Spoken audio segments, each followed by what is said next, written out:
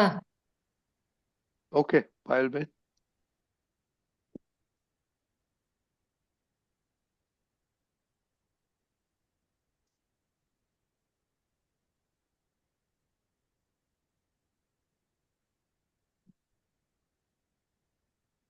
Wilban, you can start. જય સચ્ચિદાનંદ. જય સચ્ચિદાનંદ.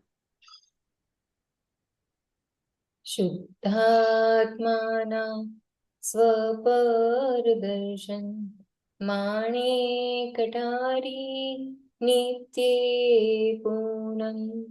શુદ્ધાત્માના સ્વપરદર્શન માણે કટારી નિત્યે પૂનમ. ઠંડક આણે સૂરજ કિરણ જ્ઞાની ને હર પલ ગુરુ પૂનમ. ઠંડક આણે સૂરજ કિરણ જ્ઞાની ને હર પલ ગુરુ પૂનમ. શુદ્ધાત્માના સ્વપરદર્શન માણે કટારી નિત્યે પૂનમ. આત્મા પ્રતિષ્ઠિત સદગુરુ તર્પણ દિવ્ય ચક્ષુએ અનાસક્તર્પણ. બિંદુ સંયુક્તમ ઓંકારનું લક્ષ પ્રત્યક્ષ કલ્પવૃક્ષ મોક્ષાર્થીયાતમ. શુદ્ધાત્માના સ્વપરદર્શન માણે કટારી નિત્યે પૂનમ. કાજળ કાળા અજ્ઞાન કરમની જ્ઞાની સદગુરુ અજવાળે પૂનમ. ગુરુ પૂર્ણિમા નિરાગી નિર્મળ શુદ્ધાત્મા તેજામૃત ટપકે ઝરઝર. શુદ્ધાત્માના સ્વપરદર્શન માણે કટારી નિત્યે પૂનમ. દાદાના શરણ પાવન પગરણ ગુરુ પૂર્ણિમા ઉજવું હરદમ. નિરીચ્છિક આશા શુદ્ધ જ્ઞાન ઈચ્છ સંયોગી પૂનમ માભ પર્યંત. શુદ્ધાત્માના સ્વપરદર્શન માણે કટારી નિત્યે પૂનમ. અહોનિશ જાગૃત જ્ઞાની કુંજન માણે કટારી સોહમ પૂનમ. આત્મા જેઠારે अपना स्वजन प्रत्यक्षा ज्ञाने ज शीतल पूनम. शुद्धात्माना स्वपरदर्शन माणे कटारी नित्ये पूनम.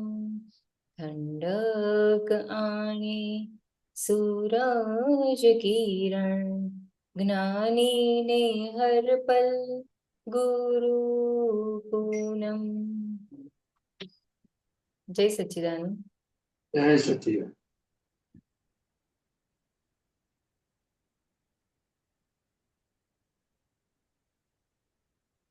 પ્રદીપનજી, હાજી. આપણે બિંદુ સંયુક્તમ ઓમકાર નું લક્ષ પ્રત્યક્ષ કલ્પવૃક્ષ મોક્ષાર્થી આત્મ એટલે આત્માની હાજરી જેવી કલ્પના કરે ને એટલે પોતે કલ્પવૃક્ષ કહેવાય. એટલે કે આત્માની આ બોડીમાં ચેતન છે નહીં, ખ્યાલ આવ્યો? પણ આત્માની હાજરીથી જેવું કલ્પે ને તેવો થઈ જાય. કેવો થઈ જાય? તે કલ્પવૃક્ષ એટલે આખું જે આખું ઊભું થયું છે ને મન વચન કાયા, એ ભ્રાંતિથી આખું ઊભું થયું. શું થયું? ભ્રાંતિથી ઊભું થયું છે. હા, એટલે કે સાદી પ્રકારની પર દબાણ આવ્યું. હવે આ બધી પરિસ્થિતિ ઊભી થઈ, પણ એમાંથી જો છુટકારો કેવી રીતે થાય? તો કે જ્ઞાની પુરુષે પાસેથી આપણને પોતાની દ્રષ્ટિ પ્રાપ્ત થઈ કે હું કોણ છું, અને જો એ પોતે શુદ્ધાત્મામાં રહે તો અશરીરી દશા કહેવાય. શું કહેવાય? અશરીરી દશા. એટલે પછી અશરીરી દશા. જેટલું એ પોતે શુદ્ધાત્મામાં રહે એટલું એનું પોતાનું સુખ ખુલ્લું થતું જાય, અનુભવમાં આવતું જાય, જેને મુક્તિનો અનુભવ કહેવાય. શું કહેવાય? એમ કરતું કરતું પૂનમ સુધી જાય. કારણ કે અત્યારે જ્ઞાન આપ્યા પછી બીજ થઈ છે, હવે બીજની પૂનમ કરવી હોય તો 5 આજ્ઞાને શુદ્ધાત્મામાં રહેવું પડે. એ પોતાનામાં શુદ્ધાત્મામાં રહેવું અને આજ્ઞા પાડવી, એમાં કોઈ સંયોગોની જરૂર નથી. બાકી આ મન વચન કાયાને બધી જ જે વસ્તુ છે આખી બધી વ્યવસ્થિત એટલે ઇફેક્ટ છે. શું છે? વ્યવસ્થિત ઇફેક્ટ છે. હા, ઇફેક્ટ છે અને ફરજિયાત છે. એમાં કોઈનાથી કશું થયું નથી. એટલે આપણને આ બધી આ કવિરાજે બધું પદમાં લખ્યું છે, એ એક એક શબ્દો એમણે જે દાદાની કૃપાથી લખાયા છે, એમાંથી હું સાર રૂપે અમુક વાત કરતો હોઉં છું કે આપણે આજે કેવી રીતે દાદાની જે પૂનમ થઈ, જે એમને અંદર 360 ડિગ્રી ભગવાન પ્રગટ થયા અને 12 356 માં રહ્યા, તો આપણે હવે આ બીજની પૂનમ કેવી રીતે થાય? એ પુરુષાર્થ જો આપણને ખબર પડે, એ રસ્તો આપણને મળે, તો આપણને આ પદનો આખો સાર અનુભવમાં આવે. શું આવે? બરાબર. હવે જ્યાં સુધી આ પોતાના સ્વરૂપની પ્રાપ્તિ થાય નહીં, ત્યાં સુધી એને કોઈ પૂનમની આશા રાખવાની નહીં. કારણ કે ભ્રાંતિ જવી જોઈએ. શું જવી જોઈએ? ભ્રાંતિ જવી જોઈએ. હા, તો કે અજ્ઞાન કે હું મન વચન કાયાથી તદ્દન જુદો એવો શુદ્ધાત્મા છું, એને રાઈટ બિલીફ થવી જોઈએ. શું થવી જોઈએ? રિલેટિવ દેખાવું જોઈએ અને રિયલ. એ બેની વચ્ચેની જે ડિમાર્કેશન લાઈન છે, શું છે? Demarcation line. હા, હવે આપણા બધા મહાત્માઓના હાથમાં પુરુષાર્થ ધર્મ આવ્યો છે. પુરુષ એટલે શું? તો કે હું શુદ્ધાત્મા છું. અને એ પુરુષાર્થ ધર્મ કેવી રીતે છે? તો કે શુદ્ધાત્માનો સ્વભાવ જ્ઞાતા દ્રષ્ટા પરમાનંદી છે. એટલે કે જોવું જાણવું. બરાબર. હવે આ દાદાની જે દશા લખી છે બધી, કે એમનું પાવન પગરણ છે, આ છે, એમને નિત્ય પૂનમ રહે છે, તો એ કેવી રીતે થયું હશે? તો કે પોતે પોતા 5 આજ્ઞા એમને વર્તતી દીધી. હવે આપણે 5 આજ્ઞાનો પુરુષાર્થ આપણને મળ્યો છે, તો આપણે જેટલો પુરુષાર્થ કરતા જઈશું એટલું આપણને એમના જેવું સુખ ઉભરાશે. આ મનુષ્ય જીવનનો હેતુ આટલો જ છે. પહેલો હેતુ હું કોણ છું તે જાણવું, અને બીજો હેતુ જેને હું કોણ છું એ જાણ્યા પછી જ્ઞાની પુરુષના કયા પ્રમાણે ચાલવું, તો મોક્ષ થાય. અને પોતાના પ્રમાણે ચાલે તો સંસારમાં ભટકવાનું થાય. હવે નક્કી દરેકે પોતાની જાતે કરવાનું છે. પોતાની ગુરુ પૂનમ એટલે સંપૂર્ણ નિરાવરણ દશા.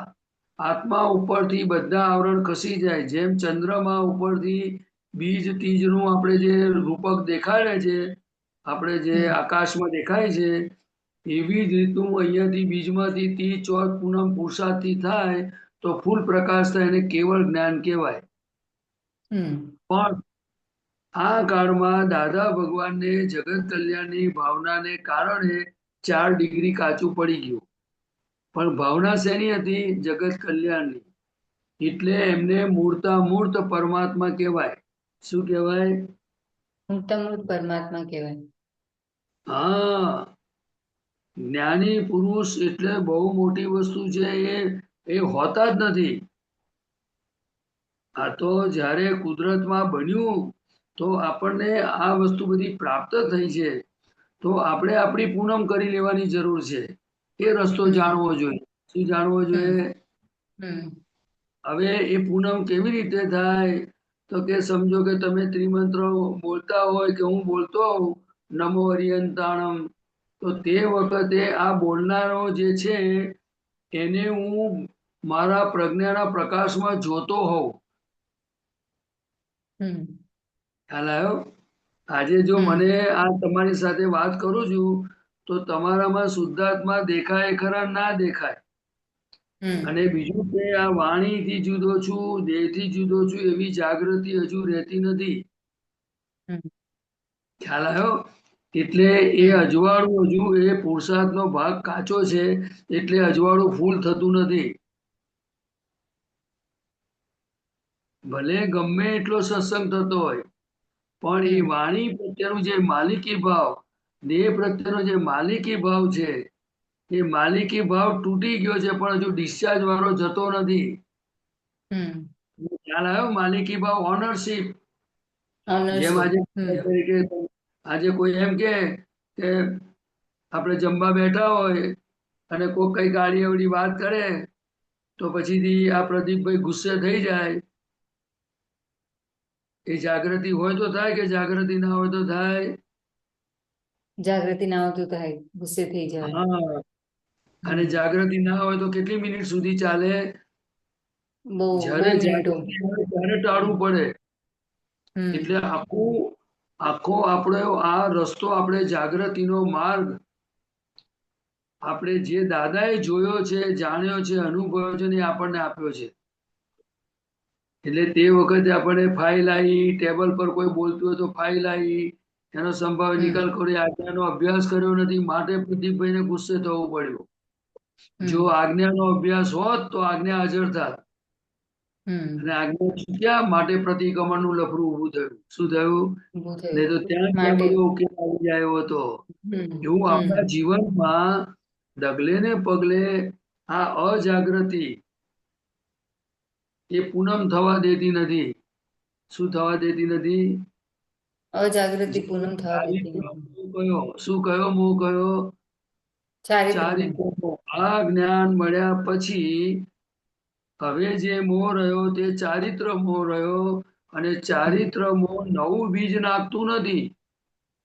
પણ જે બધો ભરેલો માલ નીકળે છે એ ચારિત્ર મોહ છે. એ ચારિત્ર મોહ ઉપરનો ઉપયોગ જાગૃતિ હોય તો એ ચારિત્ર મોહ ખરતો જાય, એટલે ચોખ્ખો થતો જાય. અને ચોખ્ખો થતો જાય એટલે સમાધિ સુખ ઉત્પન્ન થાય. અને આમ થતું થતું કેવળ જ્ઞાન થાય. જ્યારે સંપૂર્ણ ચારિત્ર મોહ જતો રહે ત્યારે કેવળ જ્ઞાન થાય. એને પૂનમ કહી.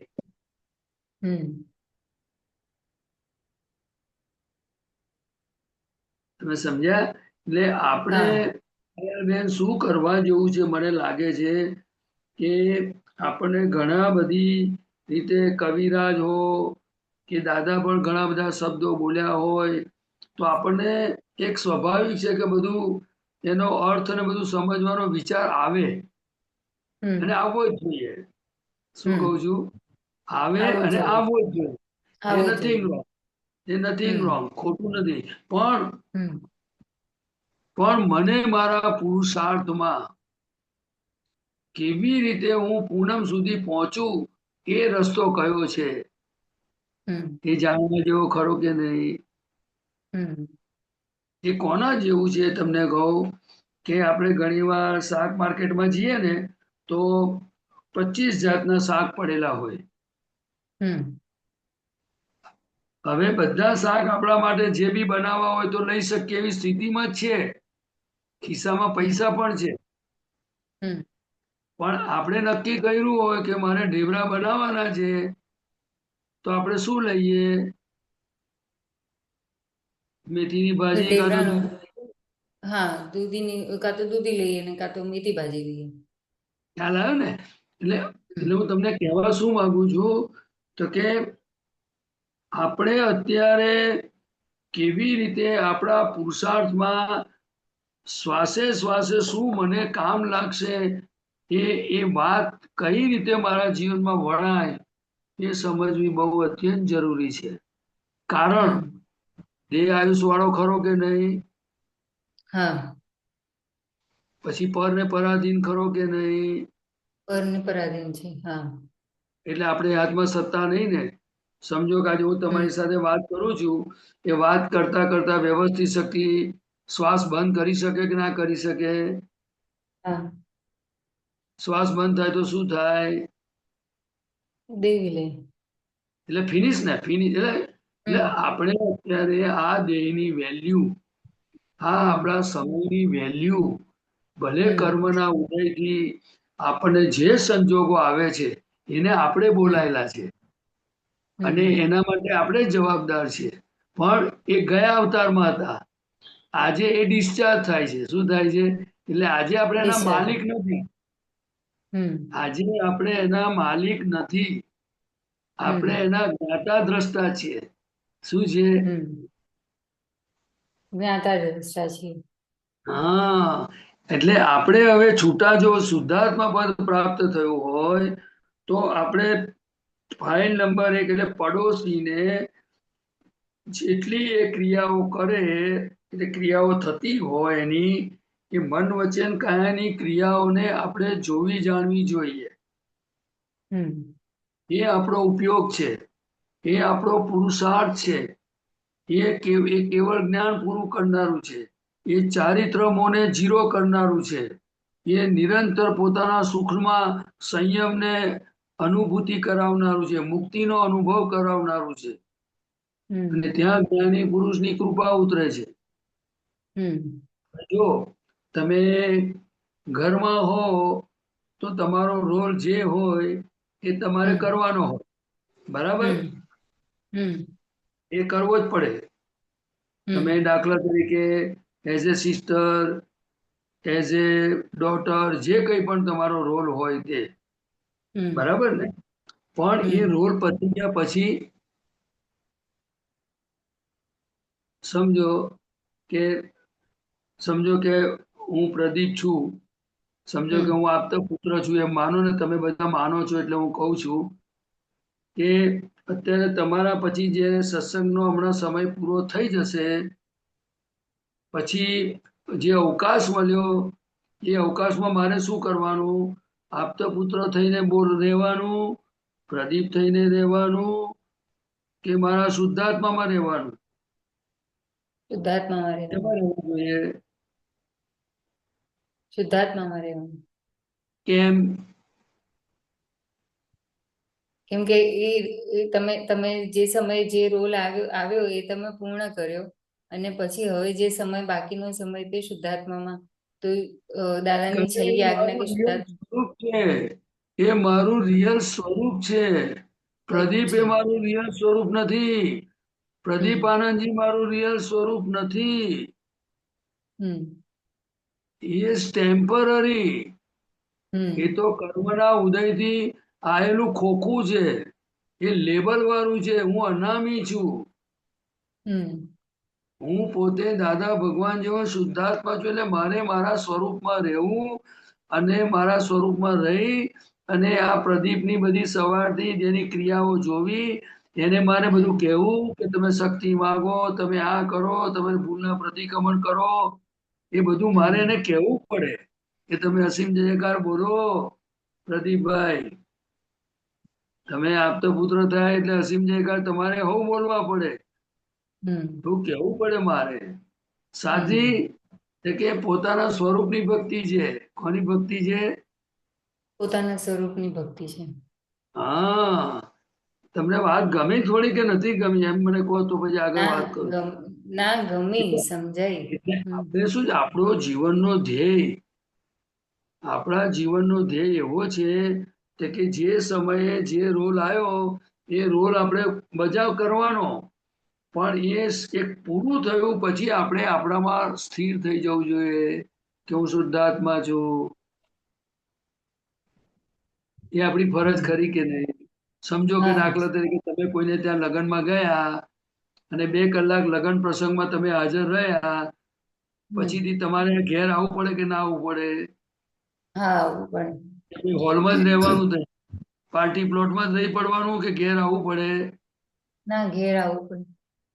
એટલે આપણે ઘેર આવી જઈએ ને આપડા, ગમે એટલું સરસ હા જમવાનું હોય, ગમે એટલા પરફ્યુમ હોય, ગમે એટલી બધી સરસ વ્યવસ્થા હોય, પણ ટાઈમ થાય એટલે આપણે ઘરે પહોંચવું પડે, રાઈટ? હા એવી પહોંચવું રીતે પડે. આપણો રોલ ગમે તેવો સંસારમાં હોય, પણ એ રોલ પતે એટલે આપણા ઘરમાં, એટલે કે હું શુદ્ધાત્મા છું, એમાં આવીએ તો કેવું સારું? બરાબર. આપણા સ્વરૂપમાં આવીએ તો સારું કે નહીં? હા પણ એક ઘણી વાર એ પ્રેક્ટિસ ના હોય તો આપણે ધીરે ધીરે પ્રેક્ટિસ કરવી પડે ને. હા કરવી એટલે કે પડે. માનવી પડે કે નહીં દાદા પાસે? હા આ સત્સંગનો મૂળ હેતુ જ આ છે. સત્સંગનો હેતુ મારે તમને સમજાવવાનો અને તમે સમજી ગયા એવું નથી. બરાબર. તમે શુદ્ધાત્મા છો ને હું શુદ્ધાત્મા છું. મારે તમારા શુદ્ધાત્મા જોવાના છે અને તમારે હમ મારામાં શુદ્ધાત્મા જોવાના છે. એ આપણો હમ વ્યવહાર છે. હમ અને એ વ્યવહાર બકરી, ગાય, મુસલમાન કોઈ પણ હોય, પણ એ હમ અભ્યાસ છે. એ પહેલી 2 આજ્ઞાના દાદા ભગવાને 50% માર્ક મૂક્યા છે. 100 હમ માંથી 50%ની 2 આજ્ઞા છે. જો 2 આજ્ઞા પાડીએ તો 50% થઈ જાય. તો એ હમ પાડવું જોઈએ કે નહીં? હા હે? અને હા જેટલું તો આપણે પોતાનામાં શુદ્ધાત્મા જોઈએ એટલું આપણે આપણામાં રહ્યા કહેવાય. એને શુદ્ધ ઉપયોગ કહેવાય. શું કહેવાય? એને શુદ્ધ ઉપયોગ કહેવાય. એટલે શુદ્ધ ઉપયોગ અને સમતાધારી, જ્ઞાન ધ્યાન મનોહારી, કર્મ કલંકુ દૂર નિવારી, જીવ વરે શિવનારી. એટલે આપણું શિવ સ્વરૂપ ખુલ્લું થતું જાય. જેટલું આપણે હમ બીજાના શુદ્ધાત્મા જો કરીએ જીવ માત્રમાં, તો આપણું પોતાનું પર શુદ્ધાત્મા પરમાત્મા પદ ખુલ્લું થતું જાય. તો કેટલું હમ સહેલો રસ્તો દાદા એ બતાવ્યો છે. હમ કામ લાગે એવું છે કે નહીં? હા તમે ઘરમાં હો તો બધા જે 2-4 એમાં શુદ્ધાત્મા 1 વાર જુઓ, પછી 2 વાર હમ જુઓ, તો ધીરે ધીરે 2 વારનું 4 વાર થાય કે ના થાય? એ ક્યારે હા થાય? ને. હમ કે આપણને જેમ જેમ આ પોતાના સુખની અનુભૂતિ થાય તો જ પછી એ રસ્તે જવાય. પણ એના પહેલા જ્ઞાની પુરુષના કયા પ્રમાણે આજ્ઞા પાળવાનો નિશ્ચય કરવો જોઈએ. શું કરવો જોઈએ? હમ હવે જો બરાબર માલિક જ્ઞાની ની પુરુષ. ભાવ છોડાઈ દીધો છતાંય આપણે માલિક થઈને ફરીએ તો એને ભૂલ હમ કહેવાય કે ના કહેવાય? હમ હવે માલિક આપણે ના આવીએ, સમજો કે બાજુના ઘરમાં કશું થતું હોય તો એને આપણે માલિક ના આવીએ તો આપણને અસર થાય? સમજો કે તમારી ગાડી હોય અને બીજાની ગાડી બાજુમાં પડી હોય, તો હમ એની ગાડીનો ભોગો પડે તો તમને અસર થાય? ના થાય. અને આપણી ગાડીને કોઈ લીસોટો પાડે તો? બહુ અસર થાય. હા, કારણ કે એનો માલિકી ભાવ છે. ખ્યાલ આવ્યો? હમ જેવી રીતે બાજુવાળાની ગાડી પ્રત્યેનો માલિકી ભાવ નથી, એવો આપણે શુદ્ધાત્મા પદ પ્રાપ્ત થયા પછી આ ઓનરશીપ જતી રહી છે, પણ હજુ આપણે એનો અભ્યાસ થતો નથી. શું થતો નથી? એનો અભ્યાસ થતો નથી. હા, એટલે આપણે શું કરવાનું છે? તો કે જ્ઞાની પુરુષના કયા પ્રમાણે જેટલું ચાલીશું ને તો જ મોક્ષનો દરવાજો આવશે. હમ પોતાની રીતે હું કોઈ પણ આ જગતનો જીવ પોતાની રીતે ચાલશે તો મોક્ષનો દરવાજો આવવાનો નથી. કારણ હમ કે એને જ્ઞાની પુરુષોએ શાસ્ત્રોક્ત ભાષામાં સ્વચ્છંદ કહ્યો. શું કહ્યો? શાસ્ત્ર ભાષામાં સ્વચ્છંદ. સ્વચ્છંદ કહ્યું. પોતાની રીતે ના ચલાય. એટલે આ હમ બધી વસ્તુ બેન કેવી છે? તો કે આ કાજળ કારા અજ્ઞાન કરમની જ્ઞાન સદગુરુ અજવાળે પૂનમ. હવે આ બધું અંદર આટલા બધા કર્મો, એટલી બધી આખી આ પ્રકૃતિનો અંતસ્કરણ અને બધો કેવો કેવો માલ બધો પડ્યો છે ભાઈ. અને દાદા ભગવાને આપણને શુદ્ધાત્મા પદ આપ્યું. આપણે એનું જો કરીએ અને એમના કયા પ્રમાણે ચાલીએ, એમની ભક્તિ કરીએ તો આપણું કામ થાય એવું છે. બાકી દાદા ભગવાન એમની હાજરીમાં કહેતા હતા કે પંડિતો હોય કે ઝીણામાં ઝીણો બધા અર્થ કરે શાસ્ત્રો ને શબ્દોના, ખ્યાલ આવ્યો? પણ જે શબ્દ ક્રિયાકારી થવો જોઈએ. કેવો થવો જોઈએ? ક્રિયાકારી. હા, જેમ દાખલા તરીકે સમજો કે જે કેરી હોય એ ઓરિજિનલ હોય અને લાકડાની કેરી હોય, કોઈ બનાવ્યું હોય કોઈ મટીરિયલ માંથી, એ બહુ આબેહૂબ દેખાતી હોય, પણ એ કેરીને કેરી જ કે લોકો, પણ ઓરિજિનલ કેરી નો જે સ્વાદ આવે પેલામાંથી ન આવે. એટલે આ જેટલા બી લખાયા છે એ કરેક્ટ છે, એ જ્ઞાની પુરુષના સત્સંગમાંથી એમાંથી છે, પણ પોતાના સ્વરૂપને દિવસે દિવસે ખુલ્લું કેમ થાય, પોતાના સ્વરૂપની રમણતા કેવી રીતે થાય, એ જો આપણને અંદર ફિટ થતું જાય તો આખું બ્રહ્માંડ ખુલ્લું થઈ જાય. શું થાય? આખું પછી બ્રહ્માંડ બધું ખુલ્લું થઈ આર જાય. પાર દેખાય. કેવું દેખાય? આર પાર ખ્યાલ આવે? દેખાય. અને એ થઈ શકે એવું છે. દાદાએ કહ્યું જો મને થયું તો તમને થઈ શકે એવું છે. પણ હું આખી જિંદગી એને સિન્સિયર રહ્યો કે છે. શું કે છે? મને બધા બહુ સ્ટેશન આવતા, બધા બહુ સ્ટેશન આયા, આડી ગલીઓ પણ બહુ આવી, પણ હું કહીએ ફસાયો નહીં કે છે. હું મારા ધ્યેય પ્રમાણે લક્ષ ચૂક્યો નહીં, એટલે મને આ પ્રાપ્ત થયું. ખ્યાલ આવ્યો? આપણને લક્ષ ચૂકવનારા કેટલા બધા હશે સંયોગો? શુદ્ધાત્માનું લક્ષ ચૂકવનારું હોય કે ના હોય આ દુનિયામાં? હવે આપણને કોઈ કે પ્રદીપ આનંદજી તમે તો બહુ દાડે આયા, જય સચ્ચિદાનંદ, તમે અમારે ઘરે આવો તો શુદ્ધાત્મા રહે? તમને શું લાગે છે? રે? ચૂકી જવાય. એનું કારણ શું છે કે આ રસ્તાનો અભ્યાસ નથી આપણને. પેલા વ્યવહારથી પ્રદીપ આનંદજીને બોલાવે છે. હવે આપણે શુદ્ધાત્મા છે એ આપણને પ્રતિથી બેઠી છે, પણ લક્ષ ચુકાય છે એવું કહું છું. ખ્યાલ આવ્યો? બરાબર. એટલે આવું આખા દાડામાં નિરંતર લક્ષ ચુકાયા કરે. કોઈ બે શબ્દ બોલે તોય લક્ષ ચુકાય, પછી કોઈક વસ્તુ સામે આવે તોય લક્ષ ચુકાય. અત્યારે સમજો કે તમને સરસ જમવાનું હાથમાં આવે ને ગમતી વસ્તુ, તો લક્ષ ચુકાઈ જાય હું શુદ્ધાત્મા છું. ના ગમતું આવે તોય બની શકે છે એવું. શું છે? કારણ કે આપણને આ રસ્તાનો અભ્યાસ નથી થયો. શું નથી થયો? એટલે દાદા ભગવાન વારંવાર એક જ ચીજ કયા કરે છે કે તમે ધીરે ધીરે અભ્યાસ કરશો તો આ પાટે ચડી જશે. હવે જે રસ્તો ના જાણતા હોઈએ, જે ભાષા ના જાણતા એનો અભ્યાસ તો કરવો પડે ને. આપણે ઇંગ્લિશ ના જાણતા હોય તો આપણે ઇંગ્લિશમાં ABCD ને બધા શબ્દો ને બધું ગ્રામર બધું કરવું પડે કે ના કરવું પડે? કરવું પડે. હા, એના જેવું છે. હવે આપણા વ્યવહારમાં કરવું બોલીએ છીએ, પણ આપણા જ્ઞાનમાં કરવું પડે એવું નથી, પણ એક વ્યવહાર ભાષા શું છે? વ્યવહાર ભાષા. હા, એટલે ખરેખર જો આજ્ઞા પાછળ પડવા જેવું છે એનું કારણ કહું બેન તમને, તો કે આ આજ્ઞા કોઈને મળતી નથી. આ ખ્યાલ આવ્યો? 5 આજ્ઞા એ એટલી ઈઝી વસ્તુ નથી કે આપણને મળી જાય. એટલે આપણે એની વેલ્યુ, કારણ કે 5 આજ્ઞા જેટલી પાડીએ તો મહાવીર ભગવાન જેવું સુખ વર્તે એવી છે.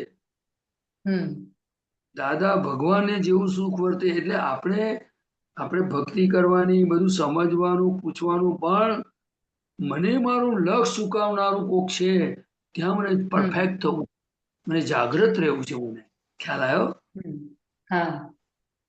કારણ કે આપણે શુદ્ધાત્મા છે તો આપણી રમણતા શુદ્ધાત્મામાં કેવી રીતે રહ્યા કરે.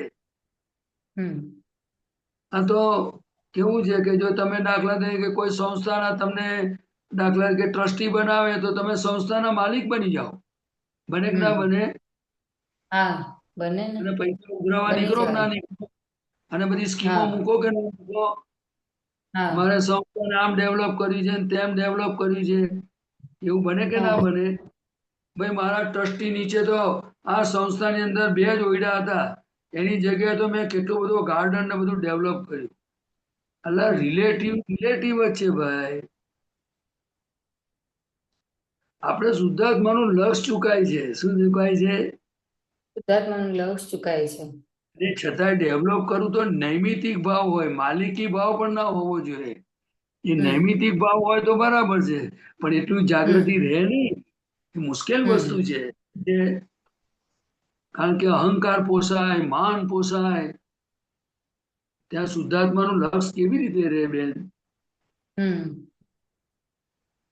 આપણને આપણા સ્વરૂપમાંથી બહાર લઈ જનારા કેટલું બધા સંયોગો છે. તમે જુઓ તો ખરા, સંયોગો રિસ્પોન્સિબલ નથી. આપણને આ સંયોગોમાં કેવી રીતે રહેવું? હું અસંયોગી એવો શુદ્ધાત્મા, મારે હું અનાહારી છું, હું તમામ લેપાયમાન ભાવોથી નિર્લેપ છું. ખ્યાલ આવ્યો? પણ છતાંય સંયોગોમાં બધા અંદર ઊભા થાય, તેમાં લેપાયમાન થઈ જાય. કોઈ બહાર કશું કહે તો અંદર બધું ધમાસાન થઈ જાય. પણ એ બધું ફાઇલ નંબર 1 માં થાય છે. શું થાય છે? ફાઇલ નંબર 1 માં થાય છે. એ એકમાં થતું હોય તેમાં આપણે ડિલિવરી ના લેવાય ને? હમ લેવાય? હવે સમજો ના કે લેવાય. હા, દુર્ગંધ આવી કે સુગંધ આવી પરફ્યુમની, તો એ કોને આવી? ફાઇલ નંબર 1 ને કોને આવી? નાકને, ને નાકનો એના સ્વભાવ ને. નાકનો સ્વભાવ બરાબર. નાકનો સ્વભાવ એને એના સ્વભાવમાં નતો, આપણે આપણા સ્વભાવમાં ના રહેવાય. હા રેવાય. પણ આપણને એ અભ્યાસ કરવો પડે બેન. શું કરવો હમ પડે? આ અભ્યાસ કરવો. તમારા માટે નથી બોલતો, હું મારી જાત માટે બોલું છું. હમ આ સત્સંગ મારી જાત માટે છે, પણ તમે હમ અને તમે નિમિત્ત છો એના. શું છો? હમ પણ આપણે આ જાગૃતિ કેવી રીતે આવે તો પૂનમ થાય? શું થાય? હમ આત્મા જે જાણે તે આપણા સ્વજન. અત્યાર સુધીમાં કોઈ આપણને પોતાનું સ્વરૂપ આપનાર મળ્યું? ના હે? ના કોઈ ઓળખાણ પાડી કે ભાઈ તમે પાયલબેન નથી, તમે શુદ્ધાત્મા છો, જાઓ તમે ના આજ્ઞામાં રહેજો, મોક્ષની ને સંસારની જવાબદારીઓ કોઈ પાક્યું? અને આજે પણ કોઈ દેખાય એવું લાગે જ તમને? કોઈ જવાબદારી લે એવા છે ખરા કોઈ? કેમ અટકી ગયા બેન? હા દાદા ભગવાન. એનું કારણ કે જે મનના માલિક નથી, દેહના માલિક નથી, વાણીના માલિક નથી, જેનું સંપૂર્ણ માલિકીપણું છૂટું ગયું છે, જેને આખા બ્રહ્માંડનું માલિકીપણું પ્રાપ્ત થયું છે, એવા દાદા ભગવાનનું સામર્થ્ય આ જવાબદારી લઈ શકે. હમ જે કોઈના અવલંબનથી જીવતા નથી. ખ્યાલ આવ્યો? હા એ માલિકી ભાવ જ્યાં સુધી છે, દેહ પ્રત્યેનો માલિકી ભાવ એટલે મળદું થવું જ પડે, મળવું જ પડે. કારણ કે મરનારની પ્રત્યે માલિકી ભાવ કર્યો. આ દેહ છે એ વિનાશી છે, એના પ્રત્યે માલિકી ભાવ થયો એટલે મરવું પડે. હમ અને હું હમ શુદ્ધાત્મા છું, એના પ્રત્યે માલિકી ભાવ થયો કે હું અનંત ઐશ્વર્ય વાળો છું, જન્મ મરણથી મુક્ત શુદ્ધાત્મા છું, તો અમર પદ પ્રાપ્ત થાય. હમ આપણે અમર છે કે નહીં? હા પણ છતાંય આ જ્ઞાન નતું મળ્યું ત્યારે આપણે આને પોતાનું માન્યું હતું. આપણે હમ લોક સંજ્ઞાના પરિચયમાં અજ્ઞાનતાથી, અણસમજણથી આપણે અત્યાર સુધી જીવ્યા કે હું જ પ્રદીપ છું, હું જ આમ છું, તેમ છું, ફલાણું છું. એ બધી ભ્રાંતિ, બધી રોંગ માન્યતાઓથી જીવતા હતા. હમ આપણને આજે રોંગ લાગે છે કે નથી લાગતું? હવે હા લાગે છે. રોંગ કેમ કહેવાય? હું પ્રદીપ છું એને રોંગ બિલીફ કેમ કહેવાય? હું પાયલબેન છું એને રોંગ બિલીફ કેમ કહેવાય? તો કે એ ખરેખર અજ્ઞાન. આપણે આ છે જ નહીં. બરાબર. આપણે ખરેખર આ શરીર તે આપણે છે જ નહીં. આપણે શુદ્ધાત્મા છીએ. શું છે? શુદ્ધાત્મા છે. પણ એ તો દાદા ભગવાને ફોડ પાડ્યો. એ તો કોઈ હમ શાસ્ત્રમાં છે આ બધી વાતો? કશું ના હોય આવું. બરાબર. એટલે પાયલબેન, મને એવું લાગે છે કે આપણે દાદાના કયા પ્રમાણે, એટલે કે એમની આજ્ઞા પાળવાનો નિશ્ચય મજબૂત કરવો જોઈએ. આપણે હમ દાદાની ભક્તિ પણ કરવી જોઈએ. એટલે કે આ ફાઇલ નંબર 1 ને નિરંતર આપણું કેવી રીતે આપણે પોતાના સ્વરૂપમાં રહીએ, હમ આપણી પોતાની ભૂલો દેખાય, અને આપણે અંદર નક્કી કરવું જોઈએ કે પ્રદીપભાઈ, હવે તમે ભૂલ વગરના થાવ. આ દાદા મળ્યા છે. કેવા થાવ? તમારે ભૂલ પાયલબેન વગરના ને કહેવાનું. શું કહેવાનું? ભૂલ વગરના થાવ, હવે દાદા મળ્યા છે. ભૂલ વગર ના થઈ જાવ. હવે હમ અમે બેઠા છે તમારી જોડે. એક એક ભૂલોના પ્રતિક્રમણ કરો, ચોખ્ખા થઈ જાવ કે ફરી આ ચાન્સ નહીં મળે. હમ ભૂલો હોય કે ના હોય, મન વચન કાયામાં? હા હોય હે ને. ને? હા.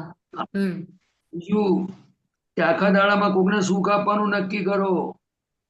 હમ તમારું જીવન બહાર ધર્મ ધ્યાન અને અંદર શુક્લ ધ્યાન. કેવું? હમ બહાર ધર્મ ધ્યાન ધર્મ ધ્યાન અને અંદર અંદર સુખ. શુક્લ ધ્યાન. શુક્લ ધ્યાન. હું શુદ્ધાત્મા છું, એ જાગૃતિ રે તો જ મન વચન કાયામાં ધર્મ ધ્યાન ઉત્પન્ન થાય. હમ ખ્યાલ આવ્યો? બહુ સરસ મજાનું છે. આપણે જો નક્કી કરીએ ને, તો આવો માર્ગ આટલો સરળ સુગમ મળે એવો નથી. અને પાછું સૌથી મોટી વસ્તુ એ છે કે દાદા ભગવાન કે છે તારી વારે વાર. જો તું એ મારી વાત સમજી ગયો અને જો તે નક્કી કર્યું, તો તને અમારી શક્તિઓ ભક્તિઓ બધું તારી પર, તને ફૂલ સપોર્ટ, પૂરી કૃપા ઉતરે એવી છે. પણ આ વિપરીત બુદ્ધિ રહેવા દેતી નથી ને મારી. હમ હવે એને શું કરવાનું કહો? કારણ કે આટલા કેટલાય અવતારોથી દાદા કે બુદ્ધિની વાત માનેલી, એટલે બુદ્ધિબેન કોઈ સંજોગોમાં એકદમ ઘર ખાલી કરે નહીં ને. ખ્યાલ આવ્યો? હમ બુદ્ધિને લીધે હમ માલિકી ભાવ ઉભો છે, પ્રજ્ઞાને લીધે નહીં. પ્રજ્ઞાથી માલિકી ભાવ, મુક્તથી મુક્ત થવાય. હમ પ્રજ્ઞા શક્તિ એટલે આત્મામાંથી છૂટી પડેલી શક્તિ. એટલે આપણે ખૂબ એક તમને કહો ને, દાદાના શરણા પાવન પગરણ. આ દાદાના શરણમાં કોણ જાય? આપણે કહ્યું કે હું મન વચન કાયા ભાવ કર્મ દ્રવ્ય કર્મ નો કર્મ મારા તથા મારા નામની સર્વ માયા આ પ્રગટ પરમાત્મા સ્વરૂપ પ્રભુના સુચરણોમાં સમર્પણ કરું છું. હવે કોઈને આપી દીધું, પછી આપણે કેવી રીતે રહેવું જોઈએ? આપણાથી માલિક ના થવાય ને બેન. હમ તમે દાખલા તરીકે બરાબર. તમે મને કોઈ ગિફ્ટ, બોલ પેન હોય તો મને ગિફ્ટ આપી દીધી, પછી તમે એવું હમ કહો ને કે મારી પેન છે, એવું બોલાય આપણાથી? ના. તમારે બોલાય એવું? મનાય ના. પણ નહીં. હમ કારણ કે તમે ગિફ્ટ આપી દીધી. એ રીતે આપણે બધું બરાબર. સોંપી દીધું છે. પણ જો છતાંય આપણે અંદરનો ભાગ હજુ કાચો છે ને. સોંપ્યા પછી હજુ માલિક થઈને ફરીએ એવું છે કે નહીં? હા. એના ઉપરાણા લેવાય, એમાં મજા પડે, બધું તોફાન ચાલે છે બધી જાતનું. હમ તમને શું લાગે છે? આ હા. વાત તમને બરાબર. અઘરી નથી લાગતી? મને લાગે છે હા. બધી અઘરી નથી ને ભાઈ વાત? ના. હા સમજાય છે. હમ હા. એટલે દાદાની કૃપાથી સમજ્યા. કેવા દાદા ભગવાન! ઓહો! કોઈ કાળમાં નહીં એવા પુરુષ કે બધું સરળ. એટલે સુધી કહ્યું કે જ્યાં તારાથી જુઠ્ઠું બોલાઈ ગયું ને, તો તું અંદરથી પ્રતિક્રમણ કરજે, તો જ્યાં તારો ધર્મ ધ્યાન થશે. શું કે છે? હમ પણ જુઠ્ઠું બોલ્યા કોઈને પસ્તાવો થાય એવું લાગે ખરું આ કાળમાં? હા. બહુ ઓછો થાય ને. બહુ ઓછા કારણ લોકોને થાય. કે હું સાચો છું, આ તો આવું તો કરવું જ પડે મારે વ્યવહારમાં. એવા અંદર વકીલો હોય કે ના હોય? હા. આ તો ખાલી જસ્ટ વાત કરું છું. તમારી એવું નથી કે તમે બોલો છો કે હું તો આ તો જનરલ વાત કરું છું કે હમ આ બધા આ પોટલીમાંથી, આ ભમરડામાંથી શું શું નીકળે, બધા પોટલામાંથી કશું કહેવાય નહીં. હમ એટલે આપણે, તમે વ્યવહારથી મને કહો એ બધું બરાબર છે, પણ આપણે બહુ જ અંદરથી સંકોચાઈને સમજીને લઘુ થતા જવા જેવું છે. કેવું થતા જવું છે? લઘુ થતા કેવું જાઓ. થતા જવું છે? લઘુ. જો નાના થતા આવડે ને તો કામ થાય એવું છે બેન. ગમે તેટલી દુનિયા વાહ વાહ કરે. અમે દાદા ભગવાન જોડે રહેતા હતા, લોકો કેટલું બધું, પણ દાદાની જે સ્થિરતા, એમની જે આંખો, એમનું જે હાસ્ય, ક્યાંય ચંચળતા મેં જોઈ નથી. આખું બ્રહ્માંડનું પ્રગટ થઈ ગયું છતાંય કોઈ જગ્યાએ અણસાર આવવા દીધો નથી કોઈ, કે 14 લોકનો નાથ પ્રગટ થયો છે.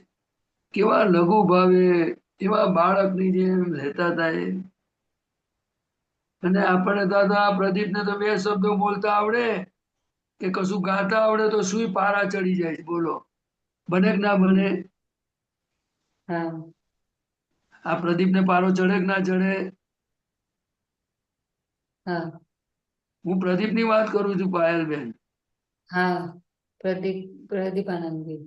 હા, પ્રદીપ આનંદજીને પારો ચડી જાય. હું દાદાની બહુ સરસ સત્સંગ કર્યો મેં. પછી હું પૂછ્યું કે તારા વર્તનમાં કેટલું હતું? તો મીંડું. શું થાય? મીંડું. આવું મારાથી બોલાય ને તમારે આગળ કે ના બોલાય? મૂંઝાવ છો કેમ બેન તમે? આપણે તો શુદ્ધાત્મા છીએ. જેની બરાબર. ભૂલ વાળો છે એની વાત કરીએ છીએ. બરાબર. આ તો શુદ્ધાત્માના પ્રકાશમાં દેખાય છે દાદાની કૃપાથી, કે જે પ્રદીપ આનંદજી બોલે છે એના વર્તનમાં નથી. તો એ આપણે આનંદ કરવાનો ને. તમને ગમી નહીં લાગે જ વાત? ના ના, ગમી એવું નથી. એ પ્રદીપાનંદજી, આનંદ કેમ નો કરવાનો? થપાટ મારવી પડે કે ભાઈ સુધરી જા. આ કેવું છે કે ભૂતકાળથી છૂટા થઈએ ને તો આપણને થાય, હો અમારી હાજરીમાં શું શું માંડ્યું છે તમે લોકોએ. હા, એ બરાબર, એ બરાબર, એ બરાબર. અરે હું અહીં બેઠો છું, દાદા ભગવાન બેઠા છે, શું તમે આ માની બેઠા છો? એ બરાબર. હવે તો ડાયા થાવ, હવે ડાયા થવાનો વખત આવ્યો. પણ આપણે પડોશીને કહેવાય, બીજાને ના કહેવાય. રજનીભાઈ સાહેબ, ના ના, બરાબર છે, બરાબર છે. અને આ રીત શીખવાડનાર દાદા ભગવાન છે. આને મૌલિક કહેવાય. મૌલિક નામ નથી પાડવાનું. મૌલિક એટલે કોઈ શાસ્ત્રોમાં ના હોય એનું નામ મૌલિક. આવી રીત કોઈ જગ્યાએ મળે નહીં સાહેબ. કેટલું બરાબર. છૂટા પડે. દાદા ભગવાને જે દેહથી છૂટા પાડ્યા, એટલે આપણે છૂટા છીએ તો પછી છૂટા પડવાનો વ્યવહાર કેવી રીતે કરવો એ શીખવાડ્યો દાદાએ. તો દાદાને તો કોટી કોટી નમસ્કાર કરવા જોઈએ ને. નહીં તો આપણને ક્યાં આવું જીવતા પ્રદીપને આવડતું હતું, રજનીભાઈ સાહેબ? ના ના, બરાબર છે, તમારી વાત સાચી છે. અને આપણે દાદાનો જે વિઝન છે, એ આપણે એકબીજાના નિમિત્તે એકબીજાને હેલ્પફુલ થઈએ તો સારું ને. ના, એ તો છે જ. એના આ માટે તો તો આપણે દાદાની બધે, વાત છે. એના માટે જ ભેગા થયા છે આપણે. હા, અને આપણે તો દાદાને જસ આપવાનો છે, કે ધન્ય છે દાદા ભગવાન, અમને બધા મહાત્માઓને તમારા એક એક પ્રયોગો અમારા જીવનમાં વણાતા જાય અને તમારી કૃપા પ્રાપ્ત કરીને મોક્ષે જઈએ. એવું નહીં? બરાબર. શું ખબર બીજું કહો રજનીભાઈ સાહેબ? પાયલબેન, અમને લઈ જાજો મોક્ષે સાથે. તમે અમને લઈ જજો. આપણે બધાને છે ને એકબીજાને માટે આમ પોતે નક્કી કરવું. આપણે બધા એક ધ્યેય વાળા છે, એક ટ્રેનમાં બેઠા છે, પણ ટ્રેનમાંથી બેઠા બેઠા ભજીયા મંગાવીને ખાવાના, પણ ટ્રેનમાંથી નીચે નહીં ઉતરવાનું, નહીં તો સેફ સાઈડ નથી. ટ્રેનમાંથી નીચે નહીં ઉતરવાનું પાયલબેન, સમજ્યા ને તમે? બરાબર. હે? હા. તો ભાઈ રજનીભાઈ જશે, તમે જશો ને બધા આપણે, હું આવું આવીશ જોડે. ના ના, આપણે પાયલબેન ની ટ્રેનમાં બેસી રહીશું. કારણ કે એ આપણું ટ્રેનમાં નથી આવવાનું કેતા, આપણે એની ટ્રેનમાં બેસશું. ના ના, બરાબર છે, બરાબર. શું ખબર બીજું કહો? બોલો પાયલબેન, તમારે હોમવર્ક હતું, મનને પકડ્યું કે ના પકડ્યું? ના, જો મનને એટલે એકદમ શું હોમવર્ક શું હતું બોલો, પ્રદીપ દાદાને કહો. હોમવર્કમાં તો એમાં એવું રહ્યું કે મનને અ, મનને બહુ મેં પકડ્યું નહીં. જે મન પકડવાનું હતું કે મનમાં મન જે ખોટું લાગી જાય છે, બીજાના માટે ખોટું લાગી જાય છે, બીજાને ખોટું લાગી જાય છે, તો એ મનમાં જે પકડ હતી તો એ પકડ ઉપર બહુ ધ્યાન ના આપ્યું. અને મનમાં એ બધા વિચારો આવીને નીકળી ગયા અને હું શુદ્ધાત્મા છું. તો એ રીતે પછી ના બધું પણ હલકું એ થયું. તમને તમને જોવાનું કે ને આ અઠવાડિયામાં આ જોયું કે ને આ તમે બે વસ્તુ હા થઈ. મેં હા મેં જોયું, એટલે એ જ હા કે હા, તો એ એ એ જે પકડ્યું કેવાય એ ને. લગામ જે હતી એ છોડી એમ કહેવાય. તો પ્રદીપ આનંદજી, આટલો પ્રોગ્રેસ ના કહેવાય? બે વસ્તુ પકડાણી એમને. મનને હંમેશા જ્ઞેય તરીકે જોવું. હમ મન ગમે તેવું બતાડે તો એને એ વસ્તુ શું છે કે અંદર ભરેલો માલ છે. દાદા ભગવાને કહ્યું કે મન ચંચળ છે. કેવું છે? મન ચંચળ છે. મન છે ને એ સારા અને ખોટા બંને વિચારો એની અંદર આયા કરે. ખ્યાલ આવ્યો? હમ હમ હવે અજ્ઞાની એમાં તન્મયાકાર થાય અને જ્ઞાની એને જોયા કરે. એટલે એ જ્ઞેય છે અને પોતે જ્ઞાતા છે. જેટલું જ્ઞાતા દ્રષ્ટા રહીને મનને જુએ એટલું મન નિર્જળ જાય. એટલે એ શું છે તો કે એ જે સ્રવે છે, સ્રવવું એટલે શું? જેમ માટલામાં નવું માટલું હોય એની અંદર પાણી ભર્યું હોય તો કેવું ટપકે ટપકે જમે, એવું એ હમ જમ્યા કરે છે. શું કર્યા કરે છે? એટલે આપણે જમ્યા કરે. મનને છે ને મનને જોવાનું છે. એ હમ ધીરે ધીરે તમને પ્રેક્ટિસ થાય. મન હમ ફિઝિકલ છે. શું છે? એ ચેતન મન નથી. હા, હમ એ તમને એવું બતાડે કે દાખલા તરીકે ગાડીમાં જતા હોય તો હમણાં અથડી જશે એવો વિચાર આવે. ખ્યાલ આવ્યો? હમ હમ પછીથી તમને કોઈ બીમાર હોય તો કેવા મરી જશે એવા વિચાર આવે. પોતાના પર એ આવે, બધી જ જાતનું થાય. થાય કે ના થાય? થાય. એટલે પણ એ જ્ઞેય છે, એ મન છે. અંદર જે પડેલો જે માલ છે એ સંયોગો ભેગા થાય એટલે ફૂટે છે. શું છે? હવે એમાં આપણે શુદ્ધાત્મા તરીકે જોવાનું હોય. શું કરવાનું હોય? એને કશું કરવાનું છે નહીં. નહીં. આ તમને મનની મેં વાત કહી દીધી. બરાબર. અને મન શું છે તો કે જો તમે એને જ્ઞેય તરીકે જુઓ તો દાદા શું કે છે તો કે એ ફિલ્મ છે. શું છે? ઉતરી ગયેલી ફિલ્મ. હમ હવે એ જેવો સંયોગ ભેગો થાય ને એટલે ફૂટે. સમજો કે તમે બજારમાં નીકળ્યા અને તમારી અંદર ગાંઠ પડી હોય તો તમે કોઈ વસ્તુ જુઓ એટલે તમને તરત અંદર થાય કે આ મારે લેવી છે. એટલે તમે ત્યાં આગળ જઈને પૂછું, સરસ છે એવું તમને બોલે તો તમે ત્યાં જઈને ઉભા રહો. ભાઈ શું ભાવ છે? શું છે? આમ છે, તેમ છે. ખ્યાલ આવ્યો? પણ એને જો તમે જ્ઞેય તરીકે જોયું હોય તો છેક સુધી તમે જોઈ શકો. પણ એમાં એટલું રહેતું નથી. આ જો મનને જો જુદું જોયે ને તો જ્ઞાની કહેવાય. શું કહેવાય? જ્ઞાની પણ કહેવાય. એ ધીરે ધીરે અભ્યાસ કરવાથી થાય. શું થાય? હમ બરાબર. બરાબર.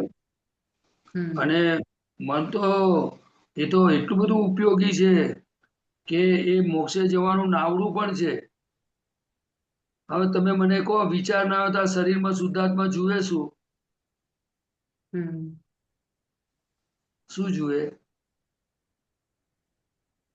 બેન, તમને સમજાય ને? હવે જો જોવાની ચીજ કેટલી છે તમને બતાવો.